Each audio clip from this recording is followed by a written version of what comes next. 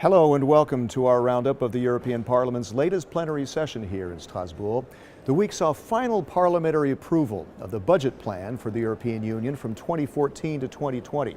It includes more funding for research and development, for small and medium-sized enterprises, and for education.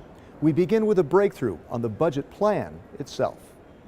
After months of deadlock, the EU's budget plan is finally secured after the European Parliament fought for and got a budget that is more forward-looking. Even with a reduced budget for 2014 to 2020 at just under €1 trillion, it's been turned into an investment fund for growth and jobs. With youth unemployment over 50% in some EU countries, the multi-annual financial framework focuses extra money to generate and maintain jobs for young people. There's also a mid-term review of the figures that allows redirecting funds according to evolving needs. In addition, the payments shortfall for 2013, an estimated €11.2 billion, has been fully made up, a key demand of the European Parliament. The Parliament had rejected a proposal by European leaders and forced a compromise with a higher budget, even if they didn't get all they wanted. As head of the Parliament's largest political force, EPP Group President Joseph Daul pushed hard to seal the deal. The policies that we put in place and the new ones we want to put in place, especially for employment, are in place. That's not enough, but it's in place, and I feel a bit more satisfied now after all I lived through these past 2 or 3 months. I say, it is in my opinion, the best solution we could find, or we would have had to fight, and I believe no one would have understood that. Parties across the political spectrum joined forces to pressure the national governments into accepting the changes. As part of the effort to spur growth and job creation, the new EU spending plan includes tens of billions of euros to speed new ideas to market through research and development. The program is called Horizon 2020. The EPP Group pushed hard for Horizon 2020's €70 billion budget to accelerate R&D. That's $10 billion a year through 2020, the third largest share of the overall EU spending plan. Horizon 2020 cuts red tape and boosts funding for promising research projects in such fields as information technology, nanotech, biotech, and outer space. It also aims to encourage R&D in food security, energy, and sustainable agriculture. Fast Track to Innovation and other programs encourage younger European researchers to return from abroad, reversing what's been a brain drain in recent years. Maria da Graça Carvalho is one of the EPP Group's authors of the legislation. Most of the Horizon 2020 budget is dedicated to the recruitment of researchers, technicians, engineers and entrepreneurs. For example, every €1 billion will fund 2,500 Marie Curie scholarships or 4,000 innovative SMEs.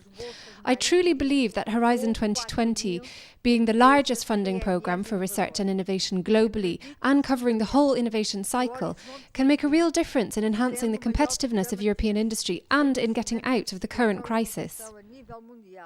Horizon 2020 is to take effect in January, not a day too soon, to boost Europe's recovery and create sorely needed jobs. Another key program in the new EU spending plan is called COSME. It complements Horizon 2020 by helping small and medium-sized enterprises take those ideas from research and development and take them to market faster. COSME is short for the Program for Competitiveness of Enterprises and SMEs. It will now dedicate more than €2 billion from 2014 to 2020 to help entrepreneurs and SMEs across Europe to fund startups, expansions, and acquisitions. 60% of the funding will go to financing. 20% will help promote SME access to markets, including through the Enterprise Europe Network. Co-author Paul Rübig of the EPP Group says this program will provide financial guarantees so firms can better compete in the global market. A lot of SMEs haven't enough own capital to back up these guarantees, and so they lose contracts.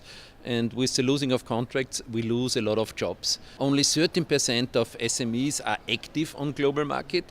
And so the COSME program, I think, is wonderful because it was coming out of the SIP program, Competition Innovation Program, and I asked the Commission to do a separate program, the so-called COSME program, and now we got it 2 billion, it's wonderful. Rübig says those SMEs are crucial to boost employment among all social groups, including women and minorities with new ideas who need that extra hand to jumpstart their businesses. Finally, one of the EU's most popular programs, Erasmus. It's helped many of today's leaders develop the pan-European skills they needed to become successful. There's now an effort to expand that to a program called Erasmus Plus. The new funding will tackle youth unemployment by improving skills and labor market mobility. Between 2014 and 2020, the EU stands ready to commit 14.7 billion euros for Erasmus and other exchange programs, which will be pooled under a new umbrella called Erasmus Plus. 5 million Europeans will benefit. It includes the Cornelius program for school education, Leonardo da Vinci for vocational training, Grundtvig for adult learning, and Erasmus Mundus for international higher education. The legislation was steered through Parliament by EPP Group member and chairwoman of the Culture and Education Committee, Doris Pack. She fought for a sharp increase in what's been a successful program. Yeah, I think it was a victory. I think we have well done all together, and we have, at least in this time of crisis, so to say, we have increased it for more than 40%. It's great. And we have, especially for Erasmus itself, for the students program, we have a lot of new possibilities which have not been there before. If we don't have educated people, you can forget any employability. We need people with languages, we need people with intercultural experiences. This is what we can do. Madam Pack says Erasmus Plus is the kind of pan-European program the EU is well positioned to carry out, beyond national programs. That's all for now from Strasbourg. See you next week in Brussels. And find out more about the activities of the largest political force in Parliament by checking eppgroup.eu. Thanks for watching.